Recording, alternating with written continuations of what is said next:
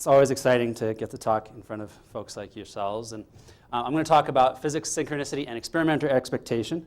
My particular interest is the physics of synchronicity, but I wanted to see if that could relate to this idea of the experimenter effect or experimenter expectation. So the quote here is, "The experimenter effect is the most important challenge facing modern parapsychology. It may be that we will not be able to make too much progress in other areas of the field until the puzzle of the experimenter effect is solved." It's an important thing to talk about. And I'll explain what that is as we go if you're not familiar with it. First, I want to define the way I use synchronicity, because there are different definitions. But mine is basically a meaningful coincidence of physical events that one would otherwise expect to be random. So what I'm going to say is that a single quantum event is random, but a string of quantum events, or a timeline, may develop a greater than chance likelihood for a given type of outcome that is consistent with the belief state of the experimenter. So we're going to accept, obviously, that quantum events collapse into the eigenstates randomly, but we're going to say that over time, there may be a process that we can talk about which will lead us to a particular state that's consistent with the belief state of the person taking the action. So I'm going to talk about two separate effects that I've termed. One is a singular value effect, and the other is a history selection effect, just to differentiate them in the discussion. And I'm going to talk about singular values. I'll explain what they are, and as a measure of belief. That's going to be part of the heart and soul of what I'm talking about. I'm going to give an example, and I'm going to talk about what are society's beliefs. So some background tools for those of you who are not physicists. A quantum measurement is generally described by a positive operator valued measure, a POVM. And basically this is saying that any measurement is described by a positive operator, which is a matrix that has some special properties. I don't need to go into what they are for you today. But there's also another fact of linear algebra, that a matrix, any matrix, can be decomposed into a combination of three different other matrices, U, sigma, and V transpose. That's the T is transpose. And this is, if you remember in 4th and 5th grade when you factored numbers, you take the number 12, you can factor it into 2 times 3 times 2. This is the same thing. You're taking any matrix on the left, A. This is a 4x4 random one that I created, and factoring it into 3 different matrices that when you multiply them together, you get the one on the left. But the thing is that these 3 matrices have special properties, and any matrix can be described in this way. So U and V have special properties, and sigma especially, I'm going to talk about today, it's a diagonal matrix, which means it has zeros on all the elements except for the diagonal, which have these elements, sigma. And those are going to be what I'm going to relate to the experimenter's belief. That's the central piece. So the postulate, how do we interpret the SVD? The postulate I'm going to make is the singular value sigma bias the system toward an outcome that is consistent with the belief state of the experimenter. These are essentially weights on the quantum states, or on what I'm going to call histories. So again, the singular value decomposition, we have a unitary transformation. I'll describe that in a second. A linear combination, and then a unitary transformation. In the linear transformation area is where we're going to have each of these values, sigma 1, sigma 2, sigma 3, and sigma 4, are going to provide a weight or probability for each particular state. And these are going to be somehow, I'm not going to hypothesize on how, but somehow related to the belief state of the experimenter taking the action. Unitary transformations are also special matrices, and they describe time evolution of a system that's undisturbed. So they're they're a type of transformation that a mechanistic or materialistic quantum physicist would like, because they don't involve any kind of collapse of a wave function. It's just how a system evolves over time if it's not being disturbed by a measurement. So you've got 2 of those on either side. First you transform it unitarily, then you provide this measurement which is given by these particular values, and this is a little more controversial, and then you've got another unitary transformation. And I'll go a little bit more into what those are, so hopefully they're not just blocks of numbers for you before you leave. So the example I'm going to use is Schlitz and Weismann's experiment, experimentary effects and the remote detection of staring. So in this experiment, they had an experimenter on the left looking at a television feed of a subject in a room. And the subject was doing menial tasks, reading a magazine, but they had an electrode hooked up to their finger, and the experimenter was measuring their conductivity of their skin for excitability. And the experimenter would go from a state for 30 seconds of staring at the person on the screen to not staring at this person on the screen for 30 seconds, and then staring for another 30 seconds, and not staring for another 30 seconds. And of course, this was controlled. There was, they changed the order of staring and not staring. And so it was a well-controlled trial, and Marilyn Schlitz got significant results, and Richard Wiseman did not. Everything about the experiments were identical. Same room, same protocol, same time frame, and the experiment was to try and find out. The only thing that was controlled for, or that was a variable, was the actual experimenter themselves.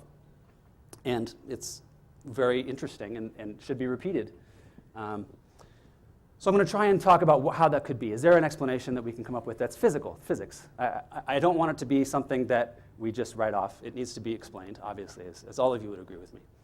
So the main idea I'm going to present is main idea 1, history selection effect. Future outcomes are grouped together according to the nature of the question posed. So in quantum mechanics, we can start, the tools we use often are, you start with a quantum state, P, on the left.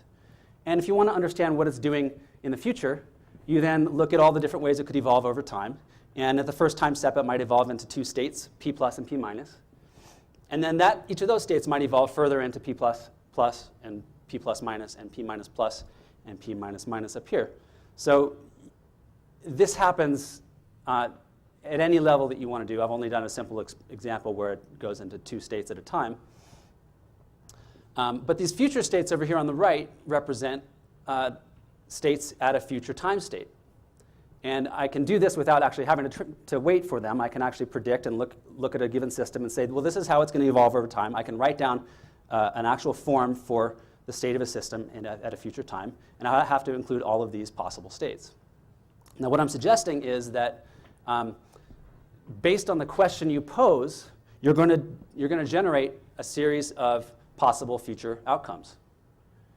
But it's up to the experimenter themselves, the physicist in their notebook, how they want to group those outcomes in their calculations. And I'm going to suggest that it's always possible to group them any way you want, as long as you're consistent. There's any number of different ways to write the final states here. There's not just one correct way. There's any number of different ways to do it, as long as they're consistent. And the whole branch of consistent histories quantum theory deals with how do you come up with understanding whether a system, an outcome set is consistent or not.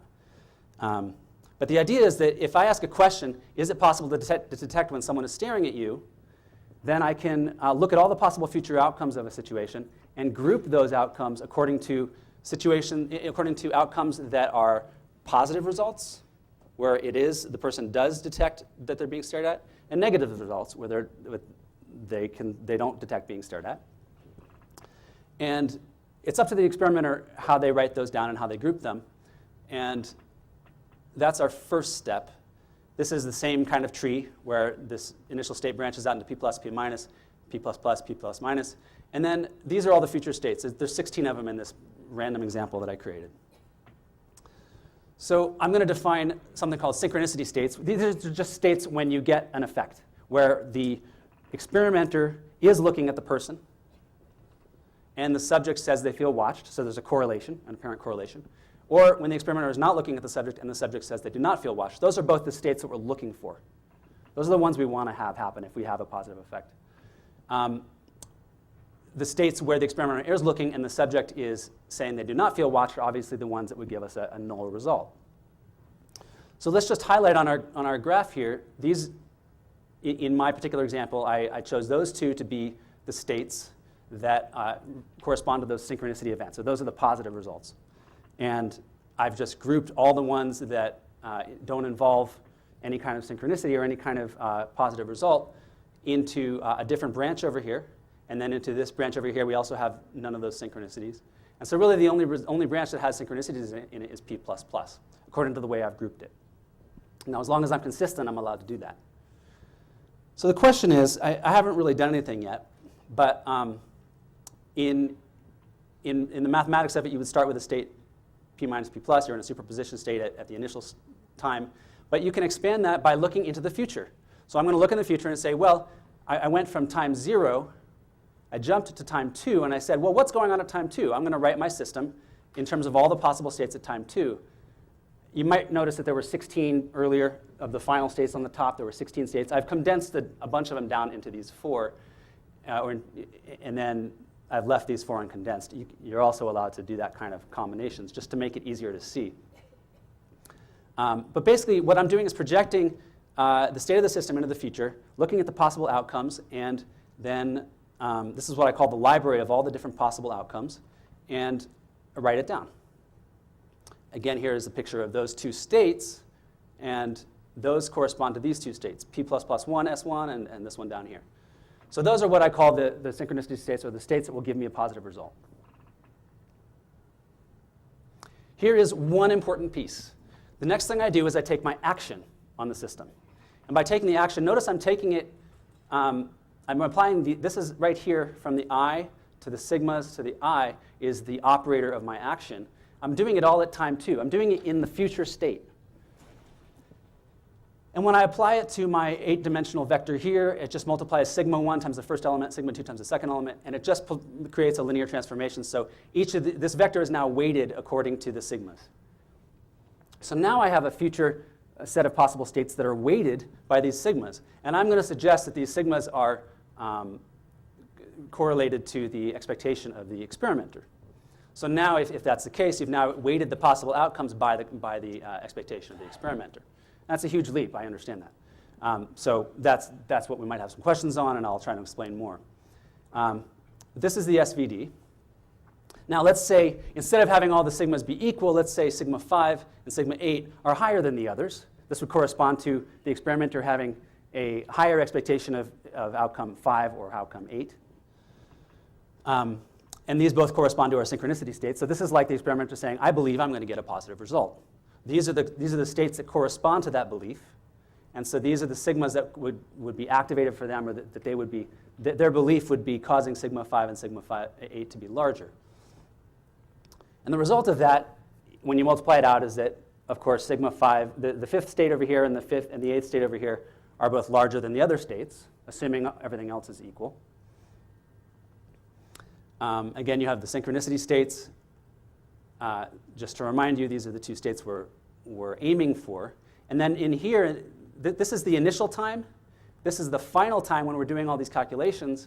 But what I'm really curious about is what's going to happen at the next time step. Where am I going to end up at time 1? Because at time 0, I'm here, and at time 2, I'm interested in becoming here, or I think I'm going to be here. Well, where does the math lead me to end up here? What you do is you collapse this vector at time t2 down to a vector at time t1, which is p minus plus, p plus minus, p plus plus. You see these 4 states? Those are the same as these 4 states here. So I'm basically writing my later state in terms of an earlier state. And the result of that is that p plus plus is the only one that gets larger, because this 5th state and this 8th state are larger. So the result of my action, if I believe that I will get positive results, is to weight state 5 and state 8 more heavily than the others, and therefore to weight the p plus plus state more heavily than these other 3 at time 2. And that's this state. So what I'm trying to describe is a process, not a physical process where we are inhibiting the actual physical nature of psi. I'm saying that there is a set of histories or of timelines that we're more likely to end up in because we are projecting into the future and acting as if these states are going to be real. And that leads us to have a more likely chance to end up in the state that leads there. Now, this state is the only one connected to the synchronicity states, and that's why it ends up being more likely than the other 3 states. So after this one action, I've gone from a superposition of these 2 states into a more likelihood of being in this state. So the main idea, too, is the singular value effect. I just showed that, which is that the sigma are proposed to be the experimenter's level of confidence or belief that an outcome is possible. So I believe I will obtain positive results. That would create a higher sigma for those particular states.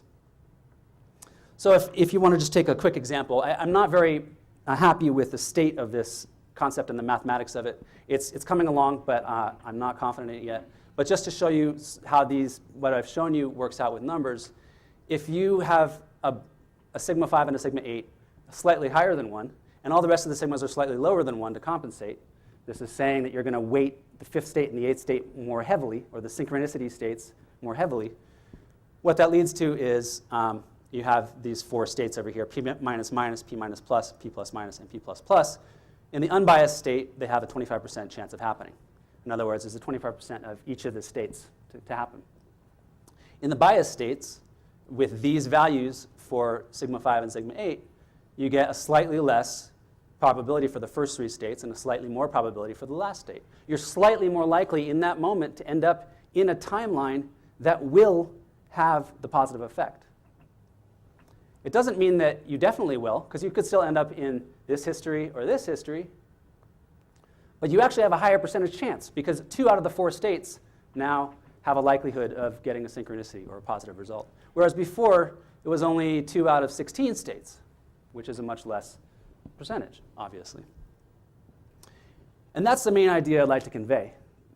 The idea of, by choosing a particular history, by imagining a possible future, we're choosing a particular history and end up more likely in a situation to have that happen. It doesn't mean it definitely will happen, but it's more likely at that point because we've self-selected into a history which has those events happening.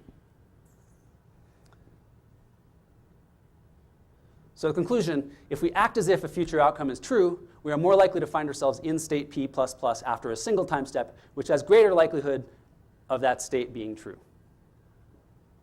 I don't know if that makes sense the way I put it there, but mathematical model needs to work.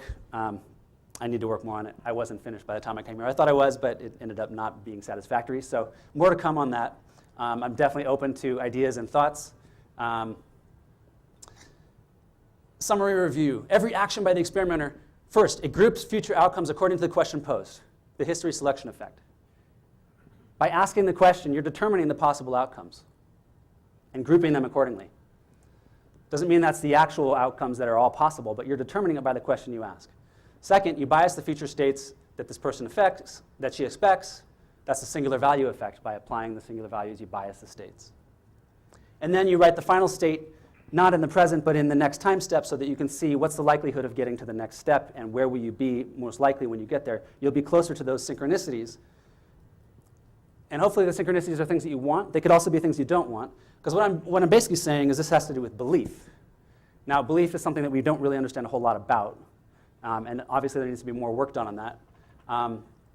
But I think it's beliefs, not thoughts, that influence the outcome. There's a whole New Age movement of people who haven't thought enough about it and maybe are thinking that an individual thought can change the potential for synchronicity or the potential for outcomes in the future. I would say that individual thoughts can affect your beliefs if you keep applying them again and again and again, but your beliefs are like a big ship that's hard to steer. And so it's your beliefs that are actually determining the types of synchronicities or the types of outcomes you'll get. And I'll give an example. Unintentional belief from Gene Radin's experiment. I forget what it was called. But he did this experiment where the meditator is trying to influence the interference device in the other room. And about halfway through the experiment, he analyzed the data just on a whim, and from what I remember, and found it to be incredibly positive. He was getting really correlated results. And actually from that point on, his results went down. And he didn't explain it in any particular way, but he said it made me wonder if my knowing that it was going well and my disbelief at that fact ruined the future of the experiment. Because when he saw the results, he was in disbelief. He was a pretty good skeptic, and he was like, I can't believe this is working. I got to keep doing it, but it's amazing. And so that's an example of where, even though the person is going through the rest of the experiment thinking that they're going to do it objectively, their unintentional belief may have been, this really isn't possible, and they actually ended up biasing the system as a result. So I would say that thoughts and actions are important only as much as they reflect the inner beliefs of the person doing the action or the experiment. And obviously, Brenda Dunn has experienced the experimenter effect, and I've talked with her a little bit about that today, but you could probably ask her what her experiences have been. So if I didn't explain it earlier, the experimenter effect is when the experimenter's biases or preferences actually seems to influence the outcome of the experiment that they're doing. So why is this important to society and the paradigm change? My actions, what are society's current beliefs? Well, here's a couple of them that I'd like to point out. My actions are irrelevant. Is that what we think? Political change is hopeless. Alternatives to the commuter lifestyle are not realistic, or changing to sustainable energy resources is expensive. All of those are things that could be verified if you want to, or could be unverified if you have different data. It's based on the mind frame of the person, because they're all speaking about the future and about things we have no control over. What I'm trying to point out is if we don't change those beliefs, we may cause them to be true. Whatever the beliefs are, they're going to be influenced by these sigma, our brains affecting these singular values and affecting the possible futures that we end up in. And we end up in a possible future where things that we don't like are coming true rather than things that we do like. So it may be of utmost urgency to imagine the future we wish to have, not the one we are afraid to happen. Because we may believe in each of those just as equally. Thank you. Thank you very much. Can we have questions? Let me ask the first question. Sky, what do you think would be an explanation for the physical mechanism that would cause beliefs to, or even the beliefs I assume are the same as asking the questions, to influence the branching process, because that's what you're really talking about. Mm-hmm. So what would the physical mechanism be? I haven't talked about it at all, right? That's a great question, and I don't know. My interest is in understanding the nature of the space in which this branching is happening. This branching.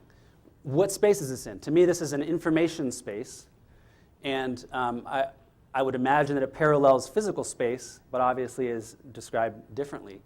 And in this information space, all of the future outcomes that are possible are already existing in a branch tree like this. So the work I'm continuing to do has to do with Fourier transformation and how that relates to all the different possible future outcomes, which are nearly infinite, and how we're self-selecting to specific outcomes by this process. And the physical mechanism, I wonder if it's a physical mechanism or if somehow it can be explained by this process of selecting among those different states and over time selecting different outcomes. But it's a good question. I don't know the answer. Hello, Sky. Emery Mort. Yeah. I'd like to continue to engage in some youthful speculation here. Yeah. But so continuing on the question that you were just asked, I'm wondering if you've considered that perhaps beliefs are actually could be described as like a Rupert Sheldrake morphic field.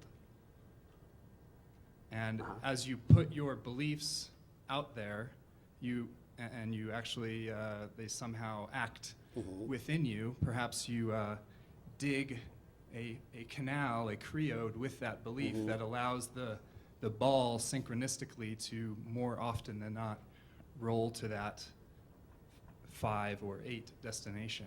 Right. Well, I think that this process seems to, I mean, if you want to accept what I've said so far, which is a big leap of faith to begin with, it seems like it would be applicable to groups of people, that society's beliefs would also have this kind of impact, be scalable in that way. So that would be a way in which you might model it as a channel in the morphic field, and that seems totally plausible. It may be, you could also describe it as if you have 100 million people all heading down one path, which is, climate change doesn't exist and we can use as many fossil fuels as we want. It takes more than a few of us to change the likelihood that we're going to get onto this path with these negative synchronicities of massive tsunamis or whatever. This is the path that these 100 million people are all pushing us to. I would think that there's some kind of linear process, linear addition. It takes an equal number of people or strong people to push the boat the other way. But I also would say, and I don't want to take too long, but this is only described from a single person's point of view at a time. So I don't know what to make of the question of whether society's fate is really the same as my fate, just because there's some objective society out there making decisions and creating that morphic field. I don't know whether the morphic field is objective or not. Okay, I have more questions, but I'll pass it on. So if you get to the point where you can actually discuss what the hidden variable is that controls the quantum mechanical process, then we'll really have come somewhere. I think there's a twist that you're going to have to make in order to make this work, even as a weight matrix. And that is based on Dean Radin's Markov chain experiment that he published in 2006 in the Journal of Scientific Exploration. So in that experiment, he actually created a physical manifestation of this set of states with random number generators and showed that, in fact, you cannot make a weight matrix at the beginning which can be biased to give you the output that you're intending. Instead, you've got to do it retrocausally. So it's a retrocausal pull rather than a forward causation. And so Interesting. you'll need to invert this Right. temporally. Right, thank you. And I would love to read that if you remember and want to send that to me. I'd appreciate it. Thank you. Juan Acosta. I enjoyed your presentation. I'm going to share very quick this little piece. I worked at a NIH laboratory of biophysics for a number of years as a postdoc, long ago. And we were doing what were called voltage clamp experiments, putting 2 microelectrodes in a cell and studying currents, ionic currents. Anyway, the only one who could produce the desired effect was one person, and he was the boss who was running the lab, or chief. And nobody else could reproduce his results. And I sat with him when he was doing the experiments, and I swear he was using his intention to modify the result, you know. It was so consistent every single time. Is there a question in there? No, I just wanted to, that's a Great. Well, so live demonstration of your belief system affecting your experimental outcome. yeah, and I would say intentions ranks up there with thoughts. They are supported by beliefs, and if the person's beliefs about the situation are strong enough, then their intentions might be more effective. Actually, I do have a question and a statement.